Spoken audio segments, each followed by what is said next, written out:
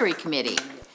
And we're going to begin with are there any public comments? Do we know, did we get any public comments? None submitted email or otherwise. Okay, all right. Well, then the first then is the chair's report. And, you know, I can report on the last Board of Directors meeting, but I see that Mr. Miller is here as well. He can speak of it as well. And I think the important issue, the thing that I found, you know, very interesting in the board meeting, there was a discussion about some of the things we're going to have today, where they're going to talk about the Cross Bay Ferry, and Debbie Leas is going to talk about the budget. And those are all things that are on our agenda today. So I don't know that there was anything else really pressing in the last board meeting. Is there anything else that comes to mind that the track needs to know about from last board meeting? I didn't see anything that was other than what we're going to talk about. Yeah, they're going to get pretty much everything today. Okay, so yeah, so we're getting our version of the things that were presented there too. Awesome. Okay. And so then the next item is the Forward Pinellas report, but that is usually Elizabeth. Is she on? Is Elizabeth on Zoom? I know she's been trying to Zoom in. Yeah, Roman is, but Elizabeth is not. I don't see. Well, if she gets on, we can have her give the Yeah. report later on as well, too. Okay. Okay, and so the next item we have is we need to approve the minutes from the March, April, and May meetings. Because we've been doing our meetings remote, we've not been able to approve our minutes, and we do have a quorum now. Have all of you had a chance to at least look at the minutes from those other meetings? Yeah. Did anyone have any changes, corrections, additions? Motion to approve. Second. Motion to approve, okay. I second it. Okay. All right, all in favor? Aye. Right. Anyone opposed? Okay, so all three of those minutes were approved. Okay, so our next item then is, we have three information items, and the first is the Spark Service and Route Map from Pat Schlitt. Should I stand up with the mic? Yeah, please. You should have the remote up there, too. Oh, yes, I do. Okay. All right. Sweet. Well, hello. Good afternoon, everyone. My name is Pat Schlitt. I am the marketing manager here at PSTA, and it is a pleasure to come and speak before you all today. So let's get into it. Okay, public comment. Great. Oh, there was it, yeah. Perfect. Awesome. All right, so my slides. So Spark, the 34th Street premium service that will be electrifying our streets in fall of this year. So, Spark, what is it? Spark is our new 18-stop premium service with the tagline of connecting you in a flash. That is reminiscent of our own PSTA mission statement of safely connecting people to places, and that's exactly what the Spark will do, but in an 18-stop premium service way, of course. This is similar to Sunrunner. There will be more on that a little later. And what this will connect you to, it's connecting the 34th Street South Corridor to the Sunrunner. It's right and the Grand Central Station, because Grand Central Station is the one of the points, the ending points. And then it will lead, the other ending point is at the Skyway Marina District Eckerd College. So not only is it going to be connecting us to both our Sunrunner and Grand Central Station routes, but it's also going to connect us to our education institutes, resource centers, and things of that nature. So, without further ado, our Spark logo. Can't go anywhere without a logo, right? Exactly. So, this logo actually marries our brands of our other limited service, which is our Sunrunner service, and that is connected through the yellow of the electric lightning bolt. So everyone knows the Sunrunner yellow, but now we're going to connect it to a little lightning bolt for our Spark. All right, so why 34th Street South? So as I mentioned earlier, the Spark aims to connect us to Eckerd College, Grand Central Station, and so on. So we really want to highlight the connection to our UPass riders, not only to Eckerd College, but Pinellas Technical College, SPC, and of course Gibbs High School. And then we've also are connecting to the Skyway Marina District. The Skyway Marina District is a rapidly developing area. Since 2022, over 3,000 apartment and condos are either proposed or currently there. So this is going to help Spark become a part of its evolving identity. So similar how the Sunrunner basically has become part of our St. Pete corridor, this will become a part of our Skyway Marina District and 34th Street South corridor, making people recognize that to get to the Skyway Marina District, you can take PSTA and you can take the Spark. So, of course, this also connects to our South St. Pete CRA, which is adding more access to transit in this area. And of course, the CRA study and with the city of St. Pete, they're looking at making it a more walkable area and of course more accessible for our transit. And we're looking at community resources connections. So at our Grand Central Station stop, it is right next to the YMCA, which of course many people go to work out, or there's after school activities for, again, those mentioned educational institutions. And we also connect to the Foundation for a Healthy St. Pete. So this is a great resource for our members of the community who need to go anywhere else on South St. Pete on 34th Street South. But again, remember, it does connect you to the entirety of Pinellas County just because of the Grand Central Station connection.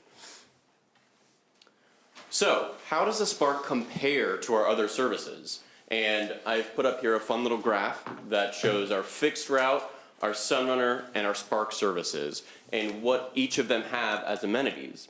So for Sunrunner and Spark, we are well known to that double door boarding. Well, guess what? We'll have it again for the Spark, but it'll be just a little bit different because the Spark also accepts cash, unlike the Sunrunner, which is completely contactless payments.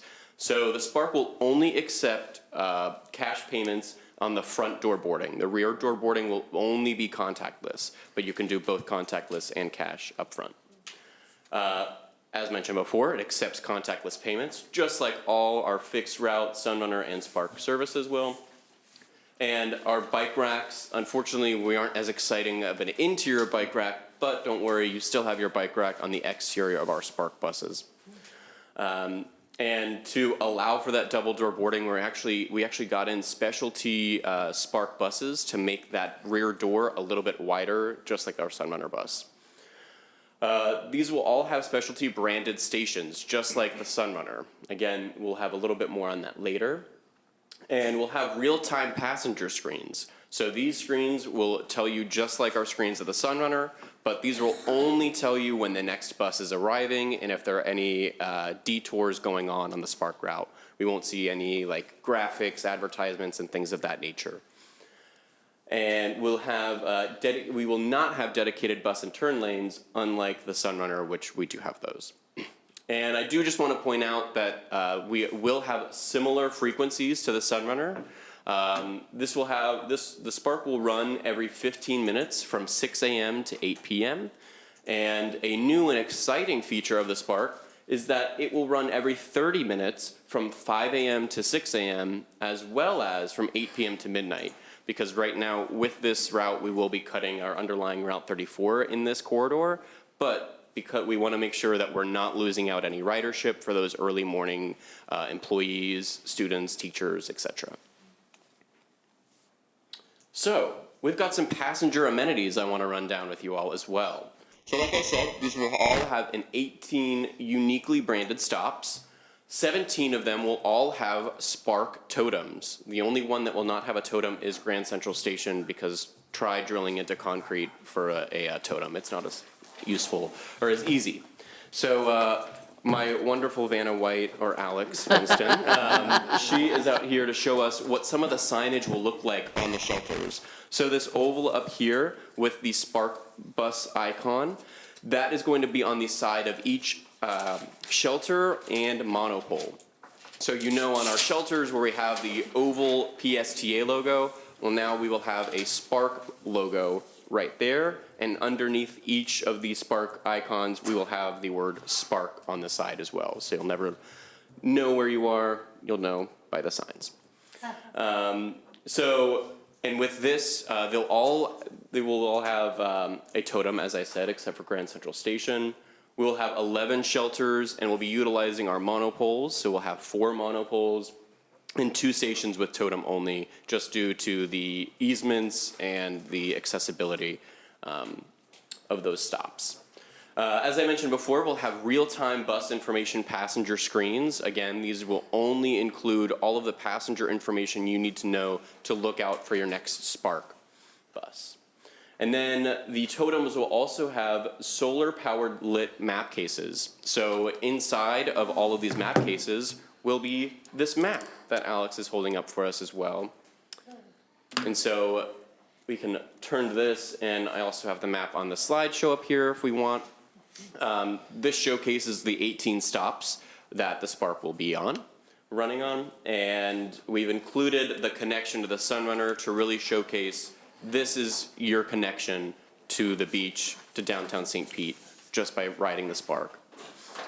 So, and on here, please, if you have any comments or anything like that with the map, I'm always open to feedback for improving the map and making sure that its customer experience is easy to understand. And you'll also see on the top right of these maps a QR code placeholder. So I did not put a QR code there because I don't want you guys, tapping it just yet. But when we're ready, this will be what appears on your phone when you scan the QR code. So similar to the Sunrunner, we have what's called a link tree, which just shows you multiple different options for you to help on your experience riding the Spark. So from here, we can plan our trip using our transit app. Then you can connect to the Sunrunner, and it'll go to the Sunrunner map and the Sunrunner landing page. Connect along the Spark route. We will have a whole entire page dedicated to things to do along the Spark. So that's restaurants to eat at, that's stores to shop at, resources to go and attend anything in the YMCA and so on. And then the connect to Pinellas County. This will be your connection of all routes that go into Grand Central Station. So you'll know, okay, this is where I can go to make sure that I catch the 4 and so on and so forth. And then we'll have a system map. And the system map will also live inside of each of the shelters, just as these renderings depict. So for any stops with the shelter and totem combination, there will be a PSTA system map. So that is all that I have. But now it's your turn. If you have any thoughts, questions, opportunities for us to improve, I would love to hear them. Well, I'll call on anyone else first. I have a comment as well, but did anyone have a comment from our committee? Question? Yes, go ahead. By the way, we did not introduce our new member. This is, Hi, Stuart Westerman. yeah. Okay, it is. I do have a question on the Spark. Is that going to be instead of the 34 South, or will it be along with? So the Route 34 will, and anything after Grand Central, like north of Grand Central, Yes. will still be the Route 34. Right. But anything south of the Grand Central will just be the Spark stops. So it will only be these 18 stops that will become the Spark. Okay. I'm quite mobile, so, going a few extra blocks to grab a bus is not a problem to me. What about a lot of riders aren't as mobile, are in either electric wheelchairs or, the normal hand push wheelchairs? Yeah, I know that we're looking into ways to make that easily accessible to our riders in wheelchairs. I might not have the solution right now in front of me, but I definitely know that that's a very important thing. I don't mean getting in and out of the bus. I mean getting those extra 5, 10, whatever blocks to the next nearest stop. Right. Yeah, and that's what we're looking into, is Okay. to improve the ease of access to those stops. And the other thing is, will that run on Saturdays and Sundays? Yes. Yeah, so Okay. it will have the exact same operating hours of the Sunrunner, with the exception of that additional 5 a.m. to 6 a.m. 30-minute frequency. Okay. That's all that I had. Anyone else from our committee? Okay, I have two. First of all, when you talked about having the logo, the PSTA logo not being there and just the Spark logo, I guess we're aware of things. Consumers may not be as bright in terms of, I mean, to me, I would not lose PSTA as part of that so that people know that. Well, absolutely, yes. No, and I will just draw your attention to the totem. So the totem will have the PSTA logo, and that's exactly how we Okay, have okay, Sunrunner. thank you. Yeah. Okay, So thank you. yes, absolutely. No, great point. And then the other one is, and I think I'm probably speaking for what other North County people might feel, with Sunrunner and Spark in Clearwater, we're actually losing, I mean, we're losing routes. We're losing a whole section of Clearwater. We'll have no bus service. I know there's a whole issue of what you offer gets people involved with it, and there are more people and more riders in the South County, but I would love to have us taking a look at what are some things that we can do that are interesting, that can serve the North County and get people, again, more interested in riding rather than driving people away. And so I'm speaking as Gloria, yes, but I'm also speaking, and I'm sure that other riders within, PSTA, I've heard some people that are, the people that ride the 67 are like, what am I going to do now? And so I want to make sure that we're not just doing great things for the South County, but let's not forget the North County, please. Absolutely. Very valid points. Thank you. Conrad has a question. Oh, yes, I'm sorry. Conrad had a question? Who decides, I mean, this has got some pretty good,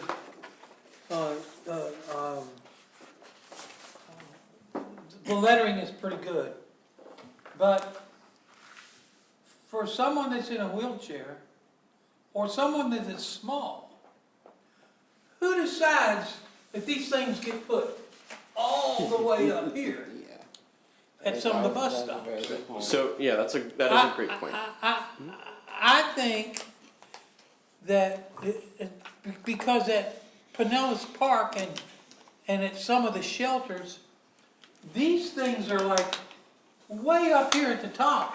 Why can't they, and I know they're not gonna go down and change them all tomorrow, but as they go to these other places, why can't they be at a more, I mean, because if you're tall, can't you bend over? But I guarantee you, if you're small, you can't bend over.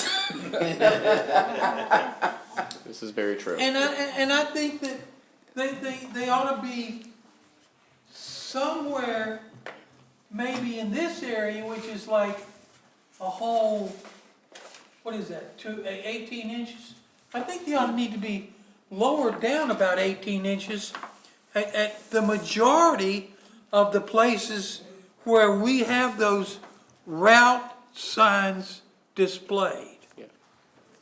Well, And then the other thing is, I'm having a problem with, like right out here at,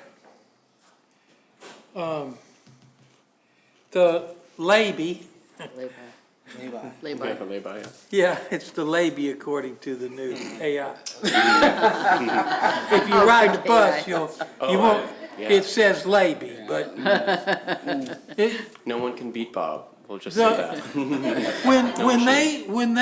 when they design these bus stops, why can't they design them so that either there is a designated place for the bus to stop, and at some places there are actual painted signs so that the bus driver can look out his window and see that if he stops here, he'll be able to load a wheelchair. Because there are a lot of places where the tree is in the way.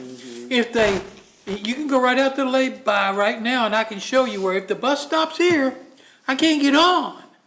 Or I have a difficult problem. And bus drivers with their personalities that they are, some of them, are not as, motivated to be nice. So if we make it foolproof, so to speak, well, no, I can't load there, I need you to stop there. Some of the places that I load, you know, I have to tell them, I said, I can't load there because the bushes are in the way, or there's a brick wall, or so I think have- when you all are Yeah. designing these things, you need to either put that stuff back away, or you need to stop putting those circular planters and put rocks in them and all this other stuff, or just have somebody that has common sense and say, okay, if the bus stops here and we paint that handicap thing like is that, then there's no problem. Bus driver stops there, we can load.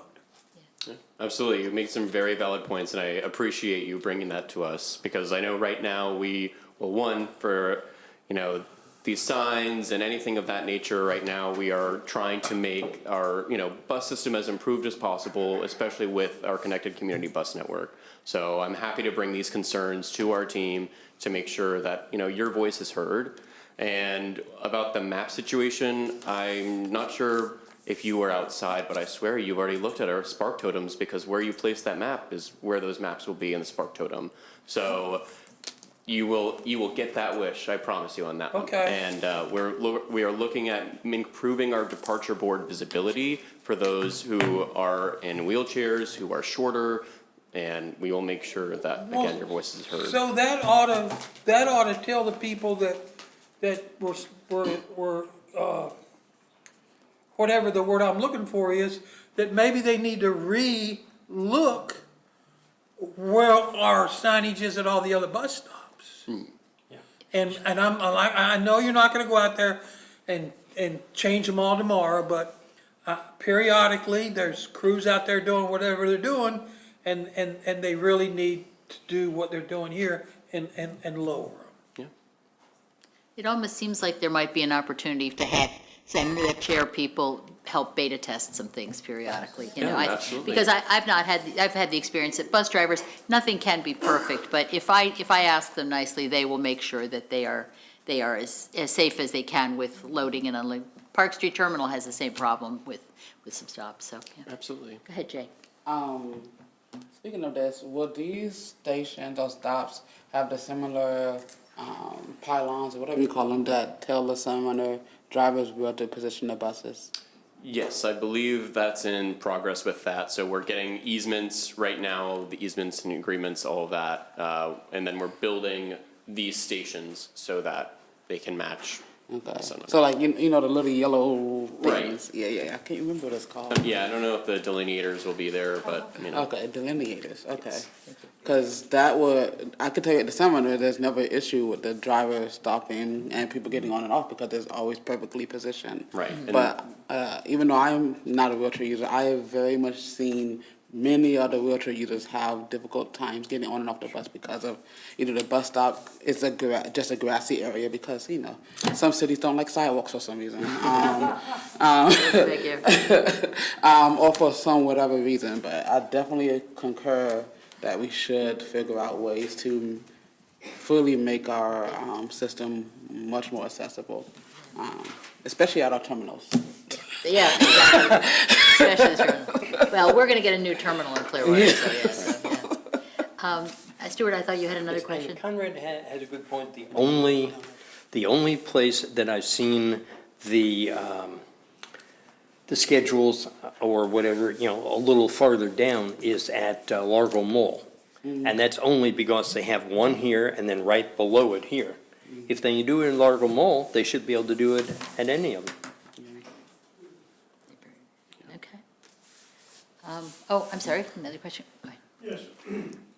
Is the right-of-way big enough, sufficient enough that you don't need any more land acquisition? I believe so, but Okay. yeah, I know that, Second question, the turnaround at Eckerd, Yes, that's gonna be on Eckerd property? yes. Okay, well, they participating in the cost of building that stop? I'm not sure of their participation in the cost, but I understand that they are agreeing to our terms and, you know, They'll give an easement if necessary. They're yes. on board. Yes, they are on board. Okay, thank you. Not to use our own jingle, but yes, they are. Cute, cute. Okay, anyone else? All right, well, thank you very much, Pat, Yeah, appreciate that. Thank you so much. Thank you, I appreciate you all. Oh, I'm sorry. I forgot, when is this coming out? My bad, I didn't hear it. The fall of this year, so Oh, it should be okay. going out in accordance with our connected What community. the, okay, software. perfect. Awesome. Thank you. Yeah, thank you. Thank you. Okay, well, good. Our next is going to be Debbie Leas discussing the budget, which is what makes all this work. Or not. Exactly. You know, one of the things, and first of all, I'm Debbie Leas, I'm the Chief Financial Officer here, and, you know, budgets are not just numbers. When we talk about the budget, this is where the visions and the ideas that we get from you, from our board members, from the community, this is where we make it a reality. Sometimes it takes a little bit of time to get there, but the numbers tell a story. So I'm very pleased to present the fiscal '26 first draft of the budget. We go through a process here at PSTA where we end with public hearings in September, and I'll be talking a little bit about that. And we also do board workshops here. So at our very first board workshop a couple months ago, I said, right now, my challenge is I've got a $1.3 million deficit that we are working through. And I am very pleased to say that we now have a balanced budget for fiscal '26, including a slight surplus. We are also coming in, as you'll see in a moment, under budget for fiscal '25. Now, the budget for fiscal '26 includes the ferries, both Cross Bay and the new ferry service. It has no major service cuts. It keeps the fare flat. It includes services like our new Clearwater ferry service, as well as the new grouper service that goes, the shuttle service from the Clearwater Airport out to the beaches. So when we take a look at this on a budget-to-budget basis, we are about flat to what we were saying for this year. So that's really great news. And it also, as you just heard from Pat, includes our premium service for the 34th Street, or the Spark service. So when we take a look at where we are to the budget today and what we're looking at for next year and our forecast for this year, I am so proud of everyone here at PSTA, our chiefs, our directors, our managers, our employees that come up with great ideas, because we are below budget. You can take a look and you see the expenses of $116 million over there under the fiscal '25 forecast. That was compared to $123.5 million that we had anticipated for this year. Okay. So we have been doing an awful lot to be able to save money. Some of our expenses that are going up when you compare the forecast to the budget for next year are listed on the chart on the bottom. Now, our biggest expense element are salaries, and they're only going up 3% over what our forecast is for this year. So containing costs of our biggest category is really important. But we have not only looked at just the big categories, we've looked at every single line item. Brad has gotten into, we don't need to have multiple people from the same department going in a training session. He's cut back anything that he possibly could. Bonnie Epstein, who some of you know from our mobility department, came up with an efficiency idea of being able to take all those mobility on demand and different services where it's charged by a credit card and only putting it through on a batch once a week. So far this year, that's saved us over $100,000. No kidding, wow. Yes, so little ideas can come back with big savings. We take everything we possibly can. So when we take a look next at the strategic priorities, now the board has met twice now in budget workshops These are the strategic priorities that they came up with during the course of those workshops. Cost effectiveness, which we'll be talking about each of these categories. Matter of fact, we'll start out with the very first one. PSTA, as you probably know, because we tout it all the time, is one of the most cost-effective transit authorities in the country when we compare ourselves against our peers in the American Bus Benchmarking Group. Now, HART across the bay is not in that particular peer group, but I also compare myself to them. So they just presented the first draft of the budget to their board. Now, they are basically running just Saturday service every day of the week. And yet their budget is about $1.7 million more than ours. And they're running much less service. So I think we're on a trajectory to keep that reputation of being extremely cost-effective. Now let's take a look at some of the areas where we have been able to save money and why. We have been replacing our buses with electric and with hybrid buses. And in doing so, we are able to save on fuel, parts, fluids. The fuel alone is going to save us significant dollars next year on that diesel fuel.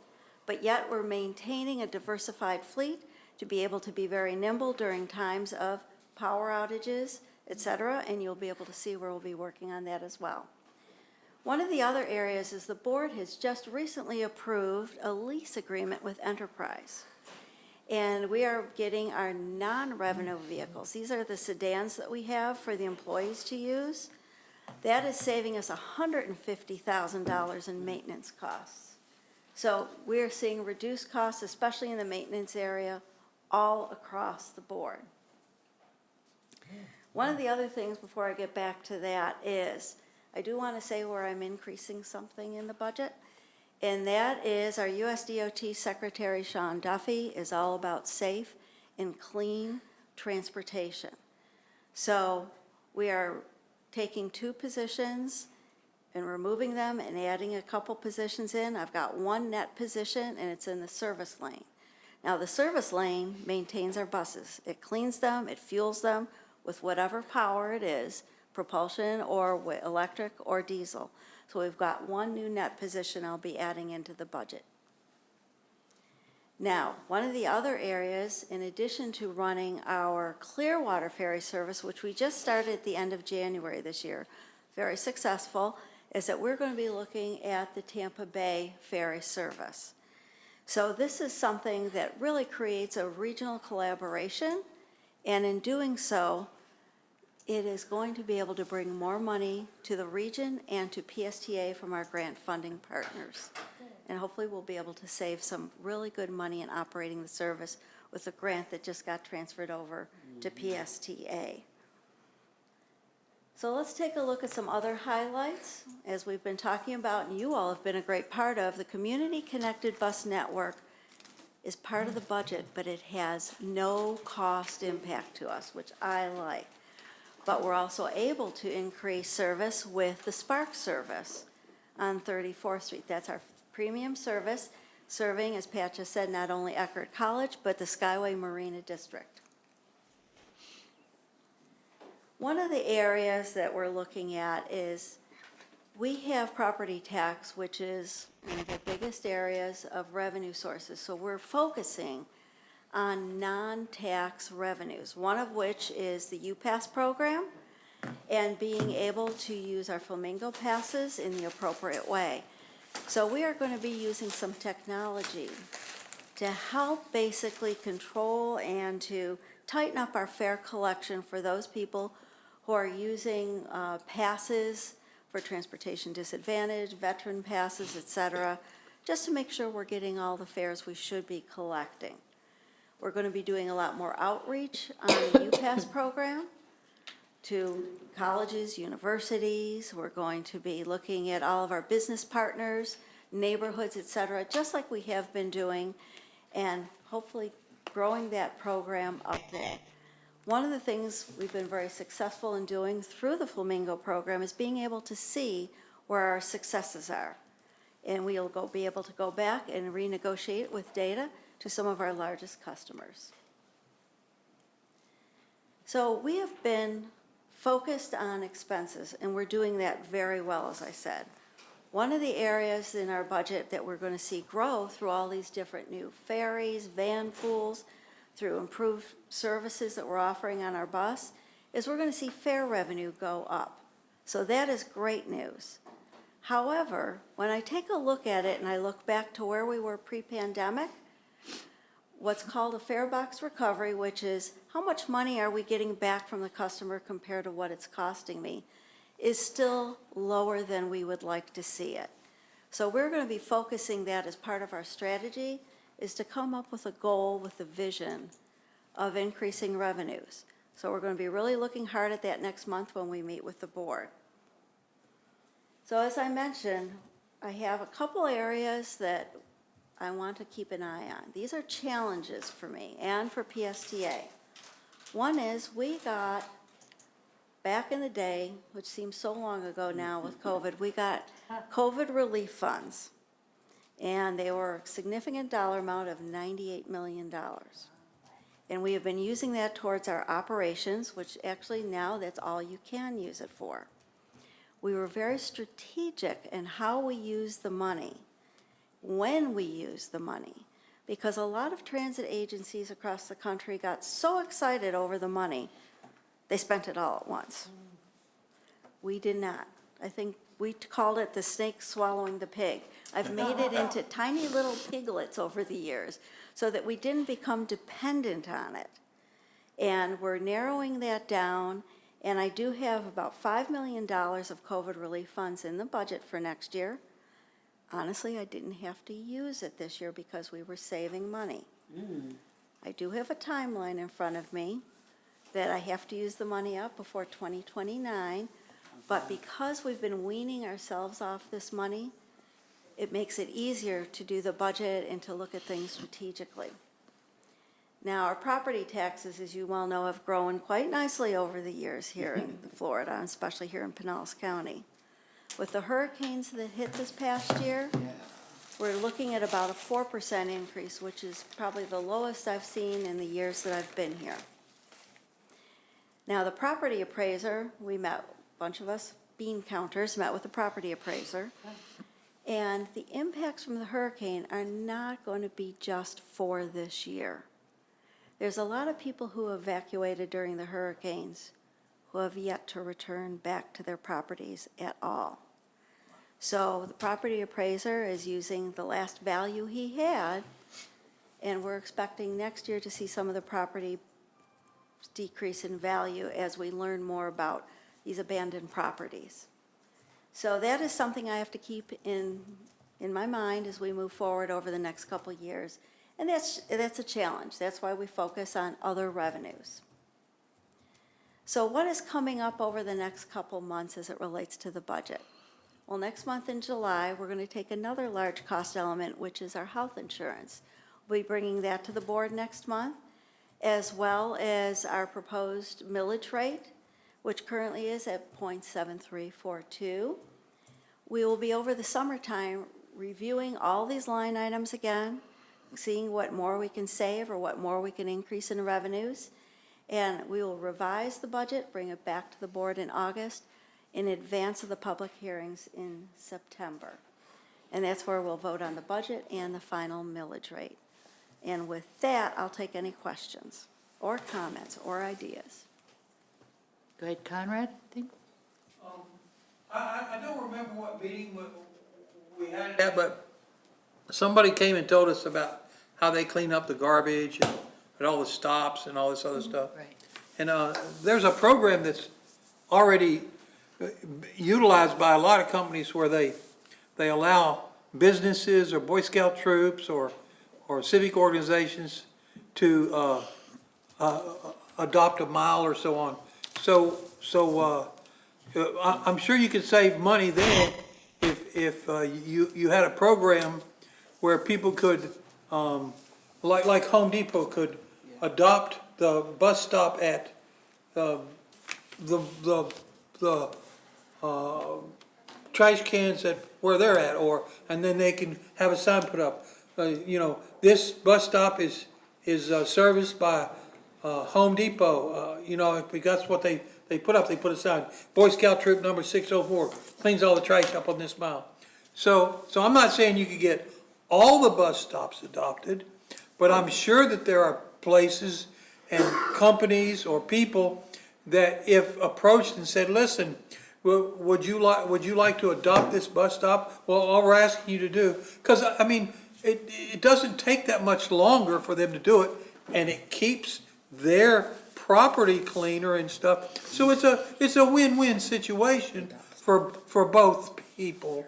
But you'd have to have a program in place, and you'd have to, have it, I don't know, public service announcement on one of the radio or TV stations, or there's other ways you can get it out, but I'm sure that there are people that if the program was available, that they would avail themselves of it, and we would no longer have to pay for the people to clean the bus stops and empty the garbage cans.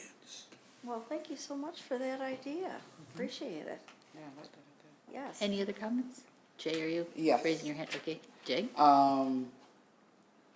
Question, is the, grant, regarding the Tampa Bay, the Cross Bay, where is the Ferry. Cross Bay Ferry? Has that officially been transferred to PSTA? Like, has all It the votes is, gone it to? has been approved by the PSTA board, the HART board. It is making its way through FTA now Okay, to officially give us the money over could they to stop us. it? What's that? Could they stop it? They could, I don't think they want to, but, Okay. from all our discussions that we've had, but you never know. Okay, yeah, I think that's, yeah.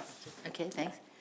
My comment to you, Debbie, is every time I see you talk about the budget, I am so pleased that you are with PSTA, because I think, I mean, honestly, the balancing act that you do, it's like, I can't imagine that other transit systems can feel as comfortable that the money is being carefully monitored, and like when you talked about the Snake swallowing. the snake swallowing, yeah. It's a I mean, visual. that is so insightful, and that helps all of us, so thank you very Well, much. I appreciate the comments, but it truly is a team effort.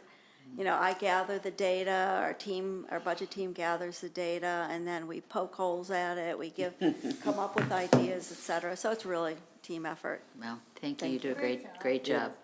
Yeah, okay, go ahead. I had a few questions. One of them, I think you may have answered with your answer to Jay.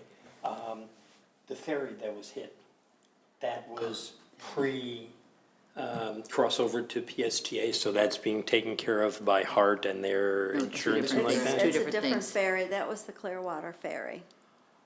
Oh, okay, Yeah. Yeah, that was different. okay. Now, it has been mentioned statewide about possibly eliminating property taxes. What happens if those are eliminated? Well, the state would need to probably find $58 billion of other revenue to compensate for that. Yeah, I'm not So- sure how they expect to do it because they're using it for a lot of things anyway, but there's been a big push on that, So, so. it's one of those things, if something goes down, something else has to come up to compensate for us. Yeah. And I did notice Saturday, I believe it was, that where you had either buses down or just at times that there weren't as much ridership, I didn't notice that some trolleys were put into effect. The 18 in both directions, the 74 on Saturday were being run by trolleys, so I was glad to see that. Because, they're smaller, so I would think less And expense. they're fun to see around town. aren't they? Exactly, exactly. And now, the other thing, and maybe I should have asked when Pat was up here, it was mentioned about the Spark being premium. Does that mean on those, the fares will be higher than for the other routes? Excellent question, and the answer is no. Okay, It's just a better service. We've got a lot of questions this way. That's better. I get- Or did you have one more? no, that's better. Okay. Okay, ahead. Yeah, go ahead. What- yeah. I just want to say, with regards to Conrad's suggestion, I have a name for the program. Seems like it writes itself, Adopt a Stop. Adopt a stop. Good All right. idea. Thank you. We have a doctor, probably have a doctor stop. I ride the, I saw that happen. Yeah, go ahead. I Conrad. ride the bus a lot. And I'd like to know how, when we do our contracts, because I'm concerned about this, because I see a lot of buses that don't have the proper signage, or no signage, or,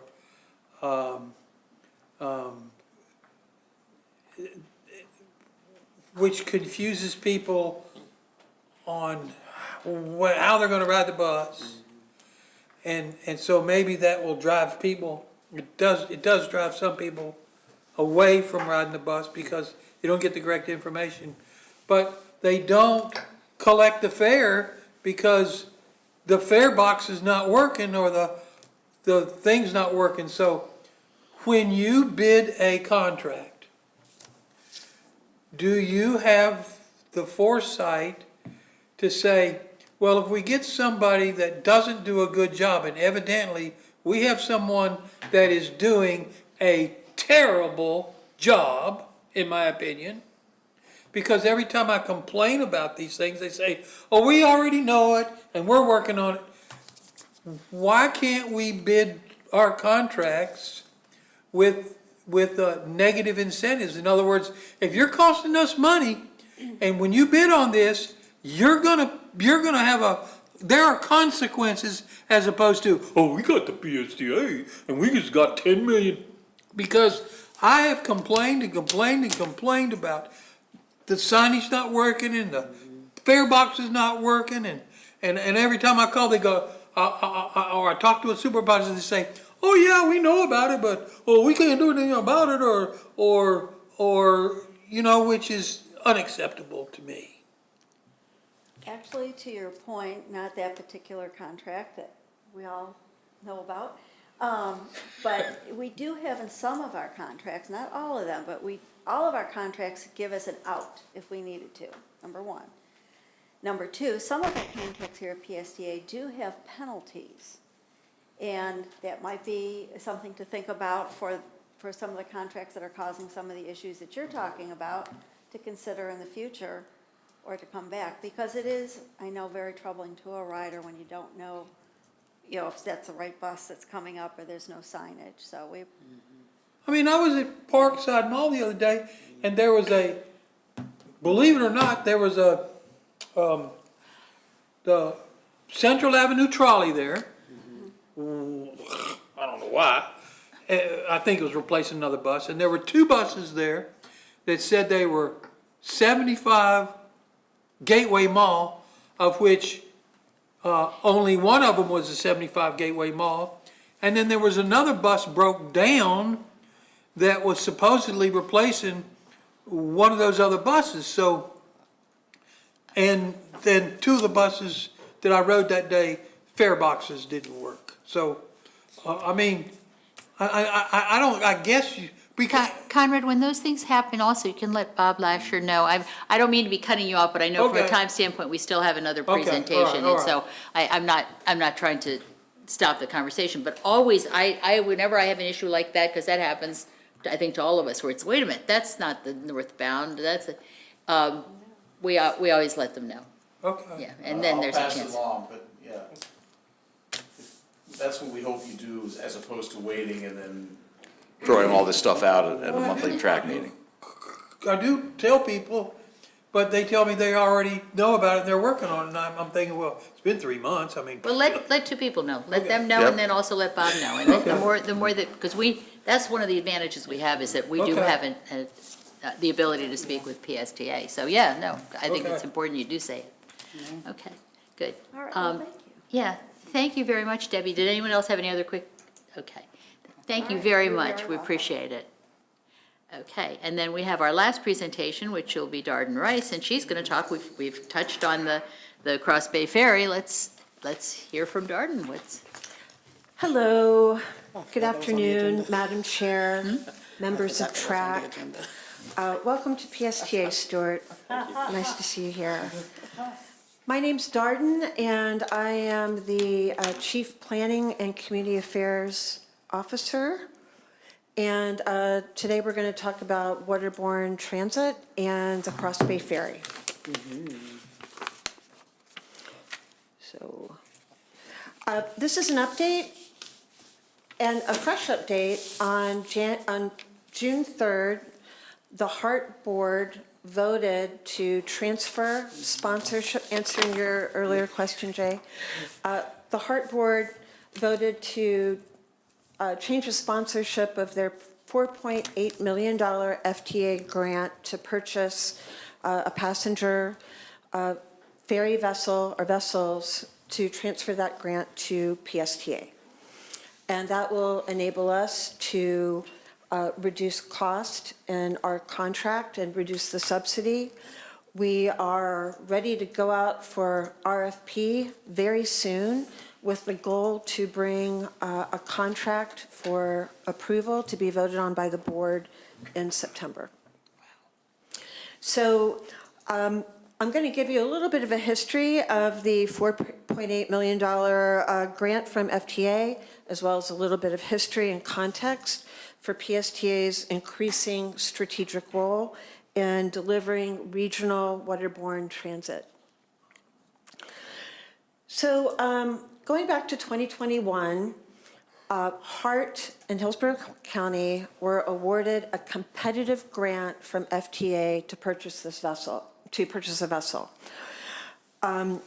But it was a few years ago, and that was with a previous cohort of elected officials. And times change, elected officials change, and the enthusiasm for expanding that St. Pete to Tampa service, the enthusiasm for expanding that to a ferry service from Apollo Beach to MacDill Air Force Base really waned. And so the grant, was left unused. And PSTA was approached to see if we would be interested in taking over the grant and continuing and managing the ferry service from St. Pete to Tampa. The 5-year contract between HMS Ferries that was managed by Hillsborough County ended in May. And in May, HART requested our board to take our vote, indicating that we would accept the grant if it was transferred to us. So, and here we are. Excuse me. So phase one of the RFP is dealing with the vessel acquisition, and phase two is negotiating the operating contract for a 10-year duration. PSTA's ability to own the vessel, it allows us to attract more competitive bids that will help drive for a more competitive pricing and service. It'll help us reduce the subsidy and lower the contract cost. Also, don't forget that the ridership from the ferry service will go towards the credit and formula funds that will come back to us in capital dollars. So we anticipate that that cash flow and return on investment will be approximately $1 million annually, which is really good, and it's not, and that's not something that we have with a non-transit agency such as Hillsborough County, who were running it previously. And I kind of skipped ahead, sorry, I skipped ahead to the next slide, but, and I'm happy to answer more questions about this, but as you look at the current contract costs now, the previous Cross Bay Ferry, the subsidies were quite high, at up to $450 an hour. We anticipate that under PSTA's leadership and management of this service, we can bring those costs down and we can deliver a much better service that our citizens, our riders, and the taxpayers of Tampa Bay deserve. And we're really excited to dig into this and to provide this regional waterborne transit.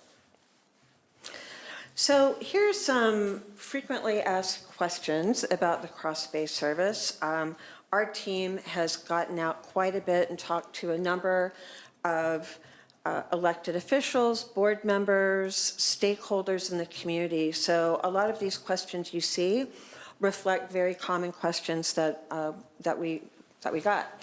So question number one is, well, what is the ridership and demand going to really be of the service? It did start in 2016 as a pilot.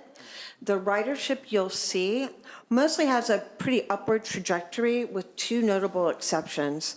And that was the pandemic, and that was, it was the pandemic, and then when there was an interruption in the ferry service.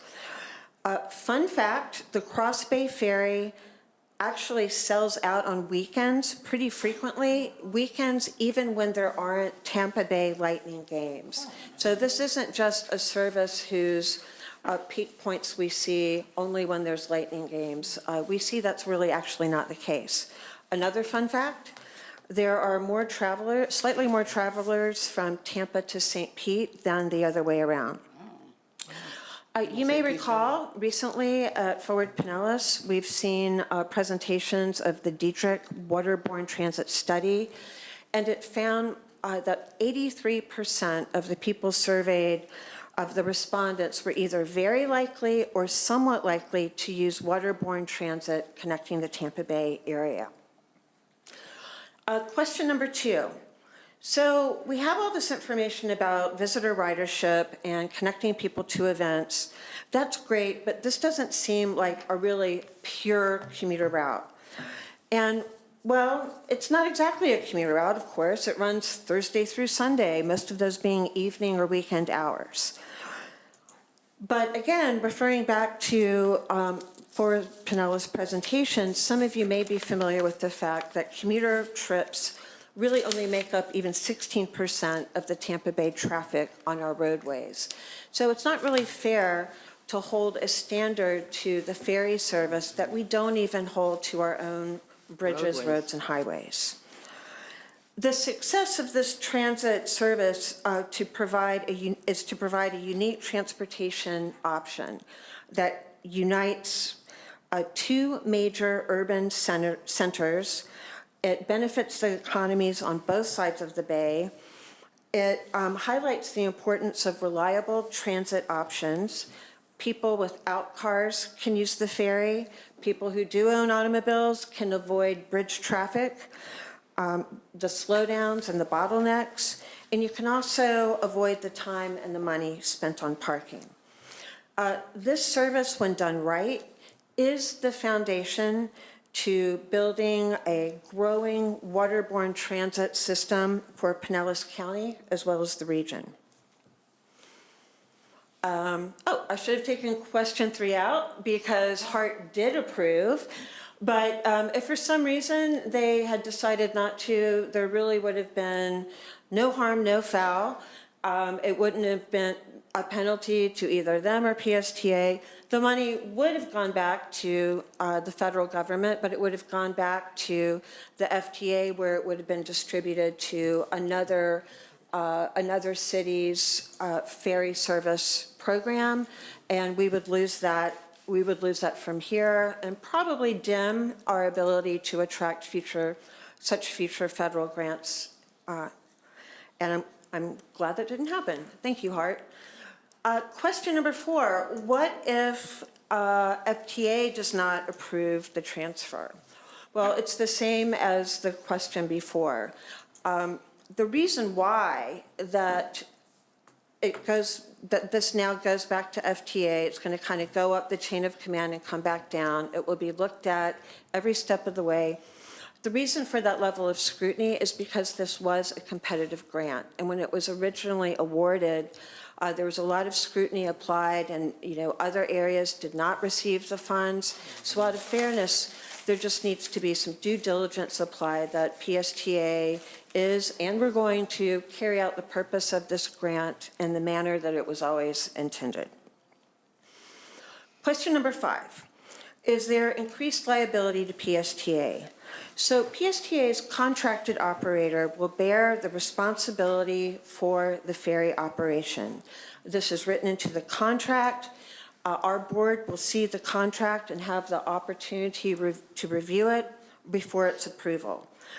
This is just what we always do with our many standard contracted services that we have expertise overseeing throughout the years, from Jolly Trolley to Clearwater Ferry to Trans-Devon Uber. We have great experience with this, and it's very similar to the way your own home governments negotiate such standard third-party agreements with contractors. Excuse me. Question number 6. Is there increased liability to taxpayers? Transferring the federal grant allows us to purchase boats for the contract operator to lease. That will lower cost and reduce local subsidies. That's good for our citizens and our taxpayers. No, that's all right, yeah. Thank you, Conrad. What's more, PSTA can capture the ridership, get credit for the annual capital formula funds, and that comes through an existing federal program. Question 7, what if the service is canceled or if the boats fail? PSTA can sell the boats. We can then pay the proceeds back to the feds, and we would incur no cost. The contractor is responsible for maintenance and holds the liability to keep the boat in safe and working condition. The annual capital funds captured from ridership establishes a cash flow that can be invested to grow waterborne transit services. Question 8, so this is the last question.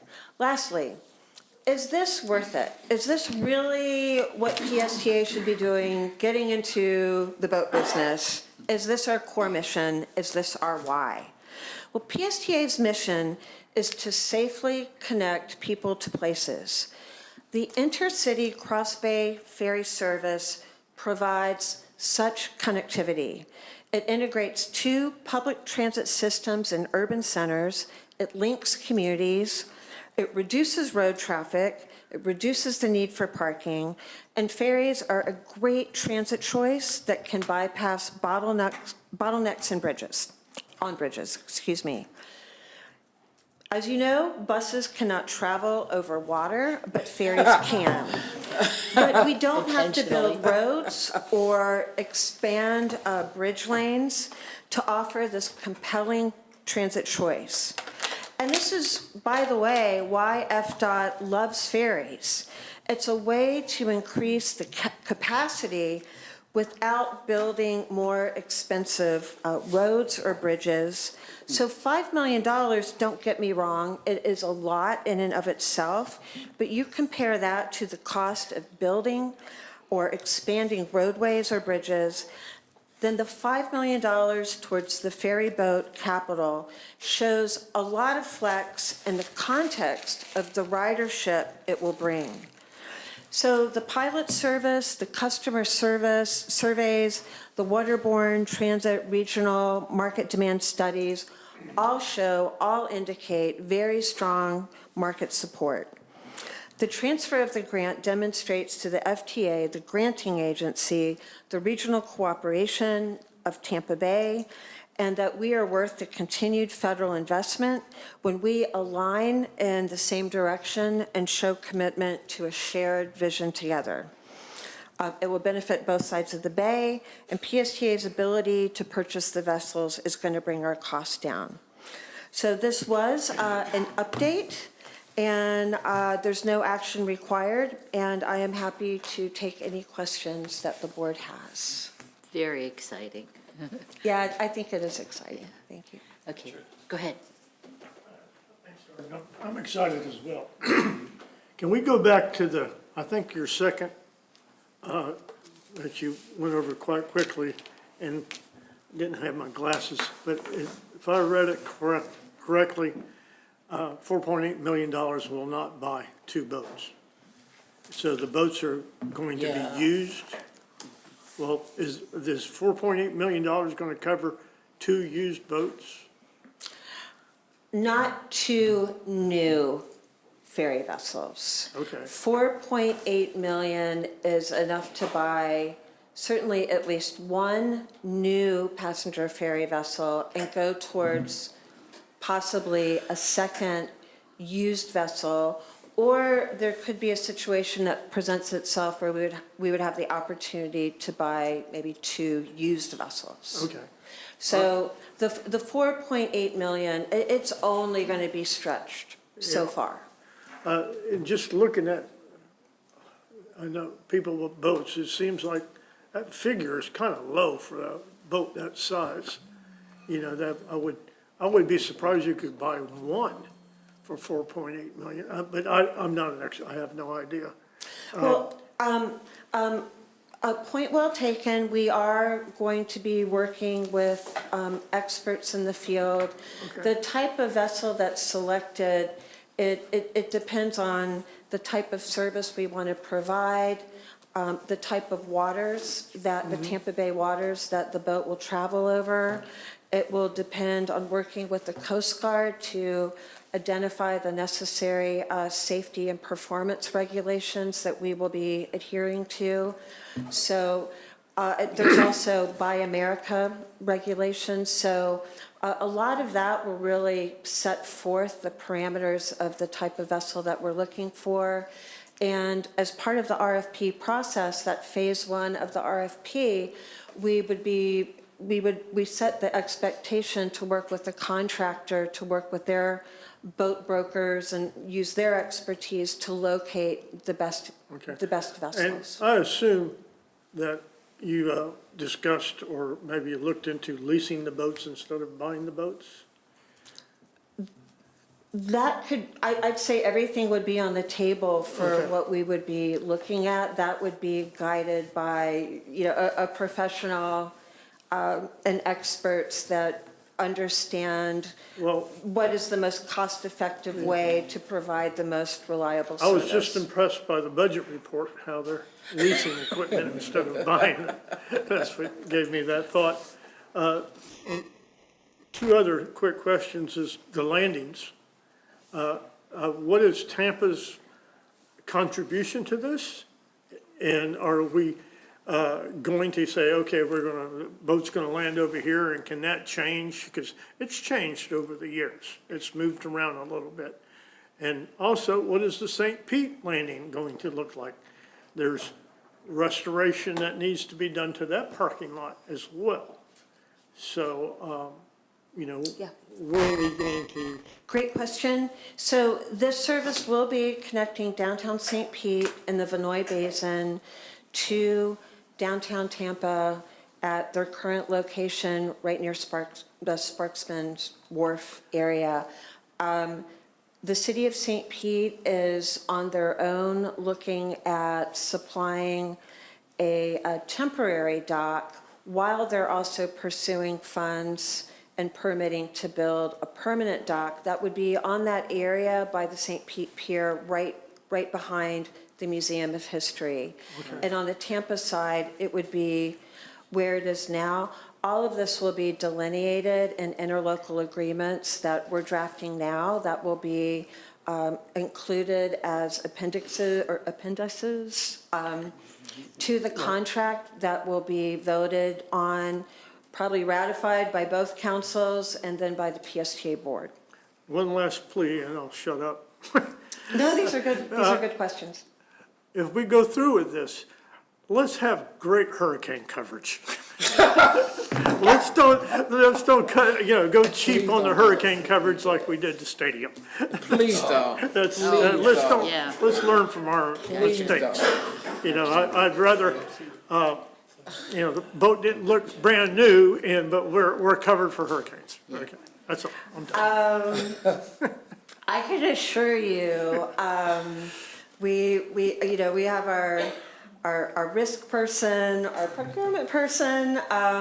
We are going to make sure absolutely that, that PSTA is well covered in this arrangement, and that these boats in the service will be well protected. Don't want the same fiasco we've had with the stadium.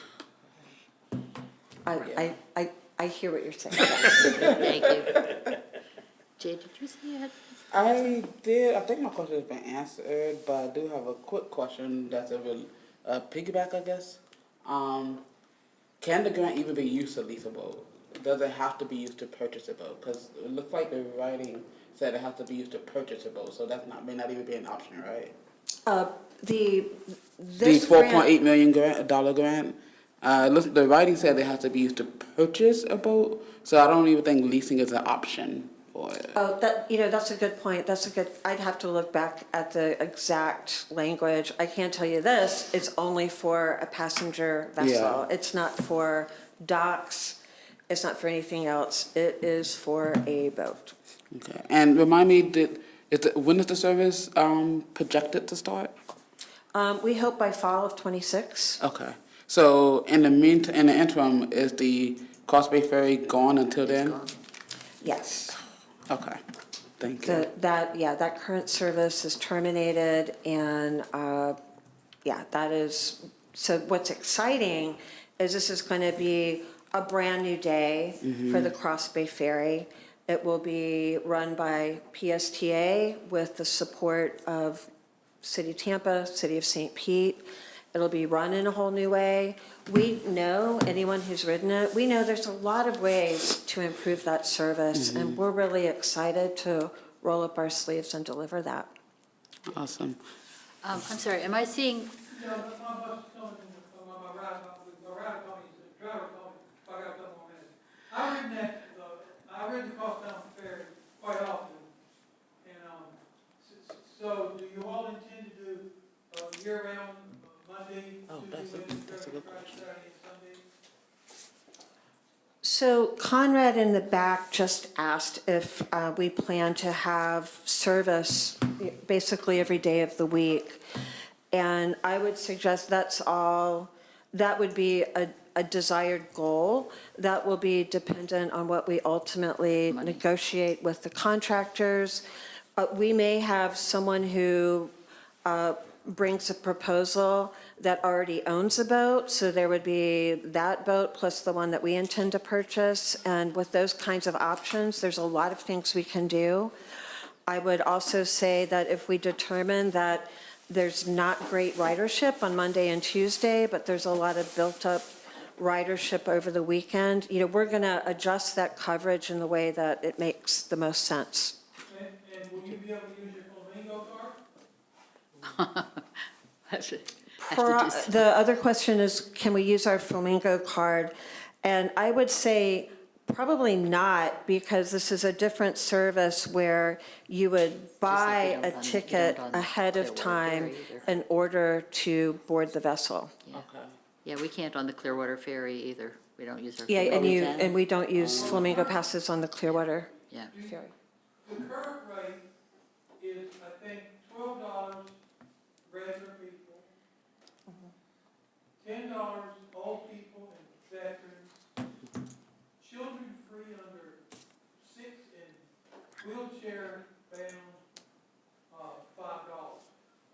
Do you anticipate those rates to remain similar? So the question is, do we anticipate the rates being the same as the rates that we had under HMS ferries in the previous service?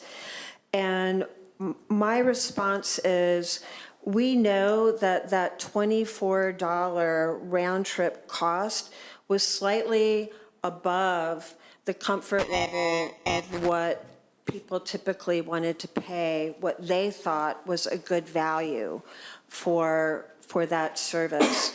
So our goal is to certainly bring those costs down. Thank you. Are we going to continue to serve alcohol? no. That, again, is something that we would negotiate, but the concession sales on the boat would be something that I think would give the contractor a lot of ability to help afford to pay and run the service. And there may even be something in the RFP where as the service is more successful and doing really well, then, maybe a certain part of the proceeds and profits from concessions would actually, part of that would go back to the local governments that are chipping in subsidies for the service. If the service is going really well and bringing in a lot of cash, and if that cash bar is bringing in a lot of cash, then it would only be fair that the local governments contributing to the service would start to see some of that come back to them. That's only fair. Yeah. Thank you. Any other questions? Thank you so much. And if anyone have any follow-up questions, can they send you an email or check with Bob or Yeah. whatever? Yeah. You send it to me if you like. Send it through Bob. Yes, if anybody didn't like anything I said, talk to Bob. He's used to people complaining. I cannot. Okay, Gary, thank you Thank so you. much. Thank you. Excellent. Well, good. Well, we've had people filtering off. I don't know, is there anything else that you're aware of, any other business that we have today? Otherwise, yes, Mr. Miller. Good afternoon. Afternoon.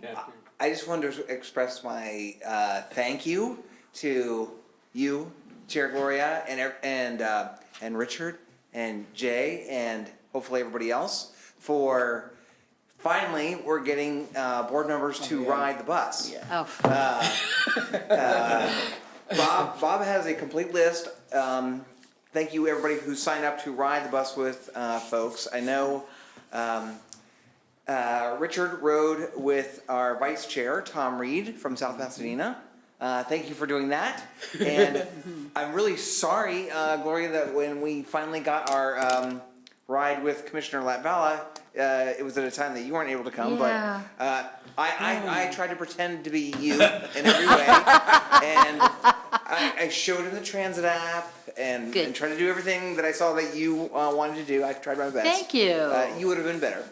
Oh, But we had a good different, ride. just different, I'm sure. And you then were. in, I think it's now scheduled, finally, we got it with council, our chair, Deborah Fick Sanders with Yes. Jay, so. Yes. Excellent. And I'm gonna try to make a big pitch at the board meeting next week with the rest of them to Okay.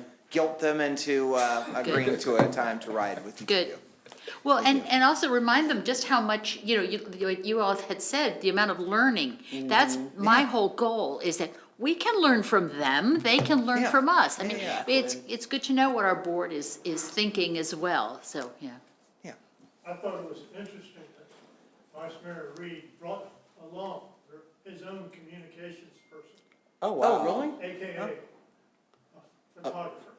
But We know it for a long time. It's fine, yeah. City of South Pasadena, and I think That is, he's well entrenched and intends to stay vice mayor or mayor for a length of time. I thought it was inappropriate. It really just made, we had a whole crowd of people. you know. Yeah. Hi, It's this good, is Gloria. it's good. So you might want to fix that a little bit. You know, feel free to bring your own. Okay, I will be right up there. Photo. Yeah, no, there are politicians, right? Yeah.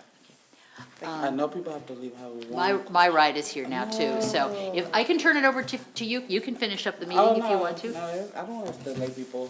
I just had a question on, is there been any update about the thought of merging the MPOs? The merging of the MPOs, that's, yeah, forward now. Is there an update on that?